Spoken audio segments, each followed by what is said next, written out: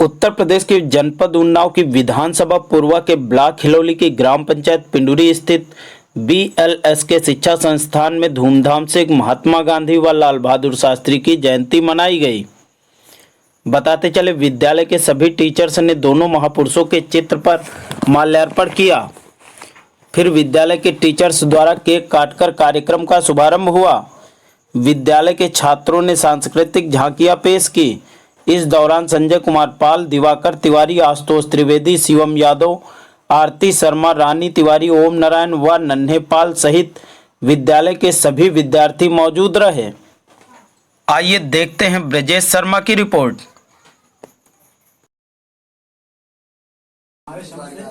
बताने के लिए कुछ शेष नहीं बचा। मास्टर ने बताया, तिवारी जी ने बताया, बीच में जो छूट जाता है दिवाकर साहब ने भी काफी कवर किया। ठीक है। महात्मा गांधी और लाल बहादुर शास्त्री का जन्म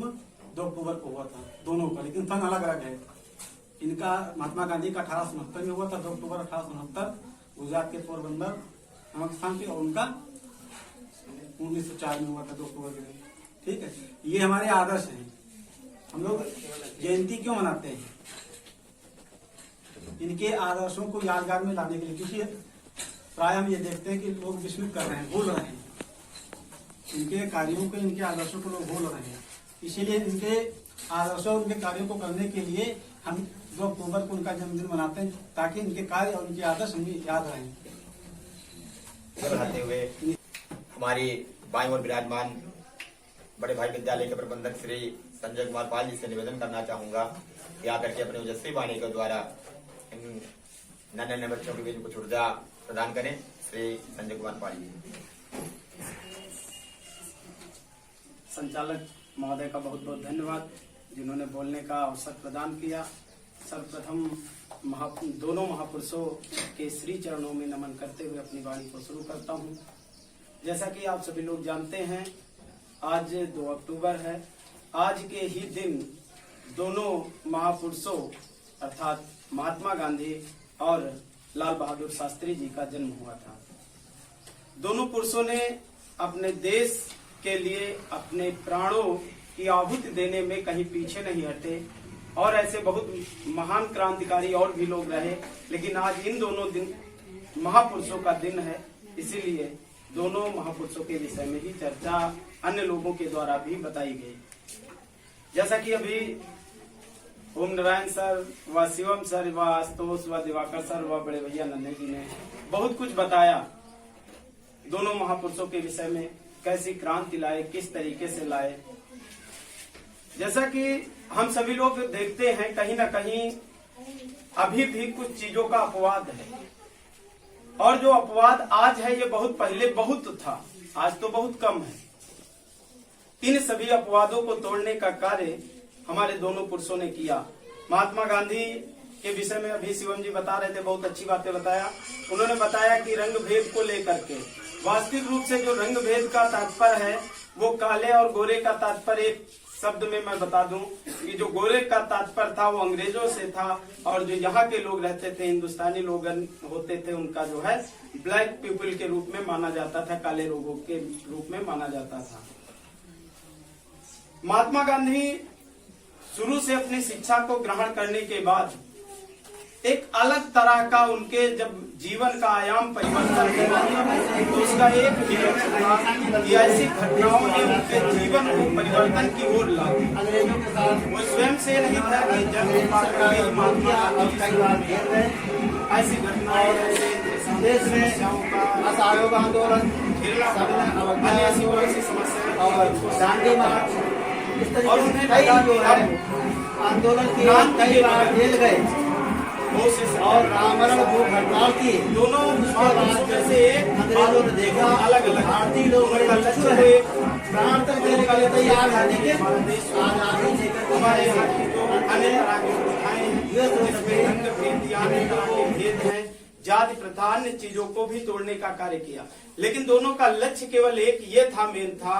कि पूरी तरीके से मेरी भारत माता, मेरा भारत देश किस तरह से स्वतंत्र हो।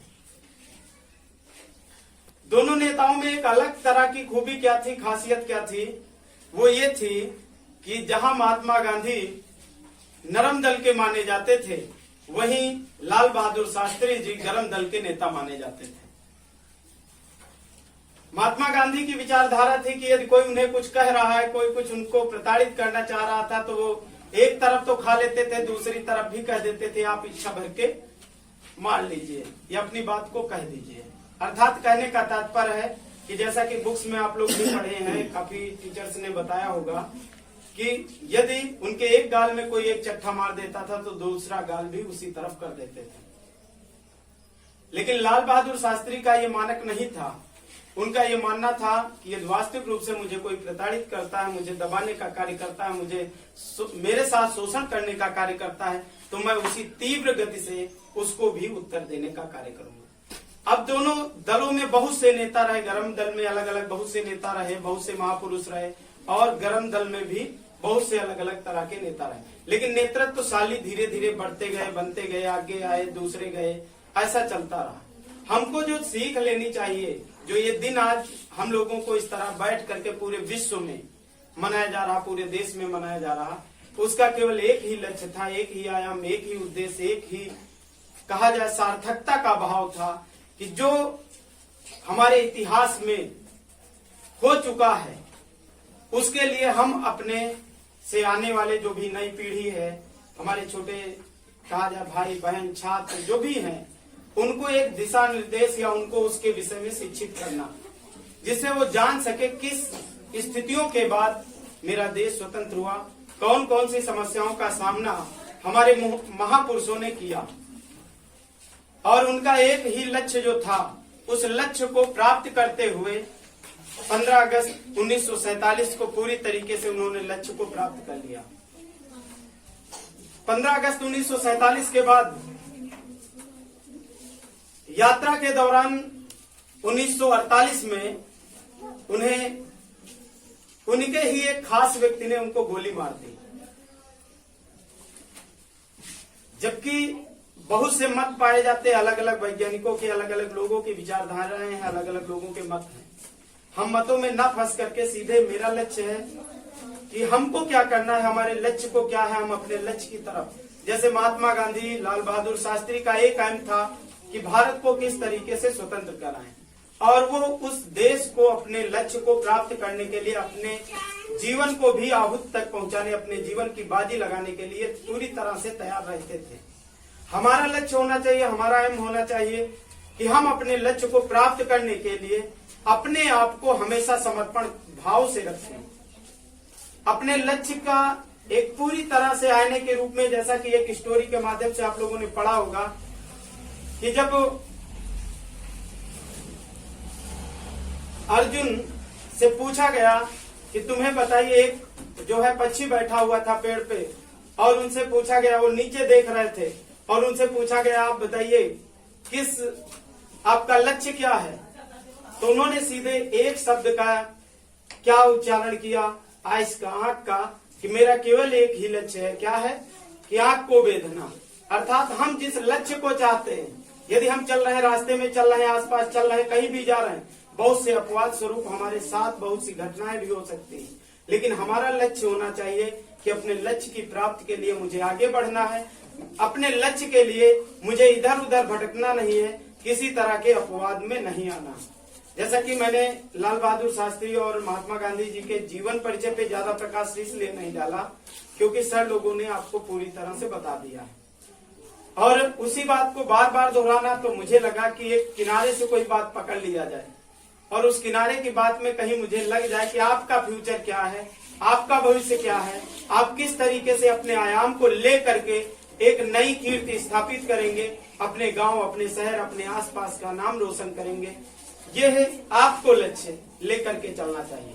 और उसी लक्ष्य के साथ हमारे महान पुरुष चले, और महान पुरुष चलने के साथ में अपनी विजय क्रांति को पाए और विजय पताका को फहराते हुए अपने अंतिम लक्ष्य की तरफ बढ़ गए। यदि कोई भी व्यक्ति जन्म लिया है तो निश्चित तौर पे मृत्यु तो निश्चित है, लेकिन यदि इस विचारधारा से वो डर जाए कि यदि हम इस कार्य के लिए आगे बढ़ेंगे तो हमारी मृत्यु हो जाएगी, तो मुझे लगता है कि वो अपने जीवन में कुछ भी नहीं पा सकता है। अपने जीवन के सत्य आयाम की तरफ, सत्य निष्ठा की तरफ बढ़ने के लिए मुझे जो भी समस्याओं का सामना करना पड़ेगा, उनको हम सामना करते रहेंगे। अपनी बात को समाप्त करने से पहले मैं महात्मा गांधी के जीवन की कहां से नई प्रेरणा आई, जो कहानियों के माध्यम से सुनने को मिलता है, पढ़ने को मिलता है, वो ये मिलता है कि श्रवण कुमार के आदर्शों को देखते हुए और हरिश्चंद्र के आदर्शों को देखते हुए, आदर्श को अपने जीवन में ढालते हुए इन्होंने पूरी तरह से अपने देश में क्रांति को फैलाया और सद्भावना के भाव से, जैसा कि अभी बताया गया, अहिंसा परमो धर्मा को लेकर के इन्होंने पूरी तरीके से उस लक्ष्य को आगे बढ़ते रहे। कहीं इन्होंने ये नहीं किया कि अहिंसा परमो धर्मा को जो है पूरी तरह से किनारे कर दिया हो। इनका जो लक्ष्य था, मानक था, जो सद्भावना थी, सद्भाव था एक दूसरे तक पहुंचाने का, वो पूर्ण रूप से साकार करते हुए अपने लक्ष्य को प्राप्त किया। तो हम लोगों को भी एक सीख लेनी चाहिए, एक लक्ष्य धारण करना चाहिए, एक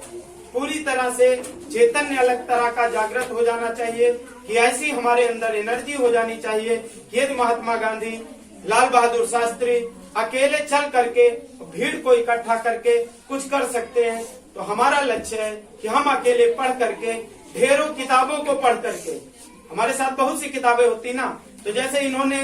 अकेले चले, इनके साथ एक के बाद दूसरा व्यक्ति, तीसरा व्यक्ति जुड़ गया। जुड़ने के साथ में इन्होंने क्या किया होगा, उसको मोटिवेट किया होगा ना,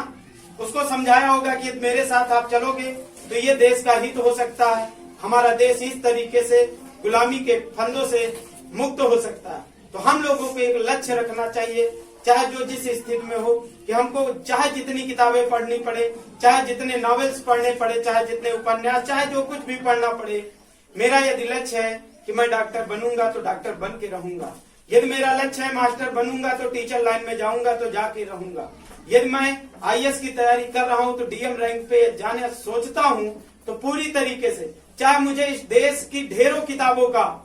सैकड़ों किताबों का अध्ययन करना पड़े, चाहे रात में 1 घंटा के ही ना सोना पड़े, लेकिन अपने लक्ष्य को साकार करने के लिए हमारे अंदर एक अलग तरह की ऊर्जा होनी चाहिए, अलग तरह का चैतन्य होना चाहिए, अलग तरह की विचारधारा होनी चाहिए। जो हम सभी लोग खेल में, अन्य तरह की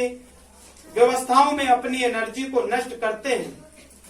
वो हमारे लिए कहीं ना कहीं घातक उपयोग होती है। हमको अपनी जितनी भी एनर्जी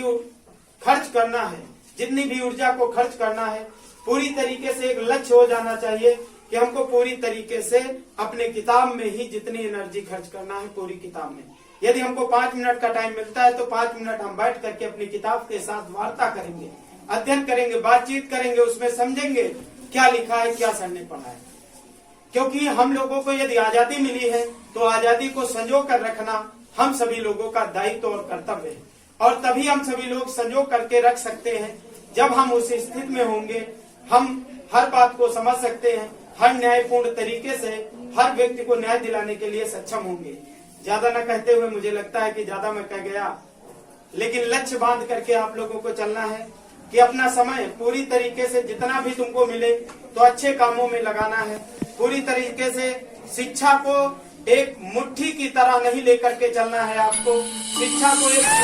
जैसे संसार होता है उसको संजो करके रखना है, और उसको इस तरीके से कवर करना है जैसे कोई पक्षी को हम पकड़ना चाहते हैं या गेंद को पकड़ना चाहते हैं, बॉल खेल रहे होते हैं तो हम पकड़ने के लिए दोनों हाथों को फैलाते तो हैं, लेकिन जैसे उसको कवर करते हैं तो दोनों हाथों को गेंद जैसे ही मेरे हाथ में आती है वैसे ही हम उसको क्या कर लेते हैं, बंद कर लेते हैं। तो हमारा लक्ष्य होना चाहिए कि ज्ञान मुझको अच्छा चाहे जहाँ से मिले, रास्ते में चलते हुए, आते हुए, जाते हुए, चाहे जैसे भी, हमको अपने माइंड में पूरी तरह से बांध लेना है, और जो भी अविकार मिले, जो भी विकार हो, गलत वस्तुएं हो, उनको पूरी तरीके से इस कान से सुने और इस कान से निकाल दें। उनमें कहीं से ये ना हो कि बीच में हम पढ़ करके उन बातों में उलझें। हमारा लक्ष्य हमको याद होना चाहिए, हमारा संकल्प याद होना चाहिए, हमारा दृढ़ निश्चय जो है वो हमको याद होना चाहिए कि मेरा दृढ़ निश्चय क्या है। इन्हीं बातों के साथ मैं पुनः महापुरुषों की जयंती पर उनके श्री चरणों में नमन करते हुए, सत सत प्रणाम करते हुए, सभी छात्रों को शुभाशीष देते हुए,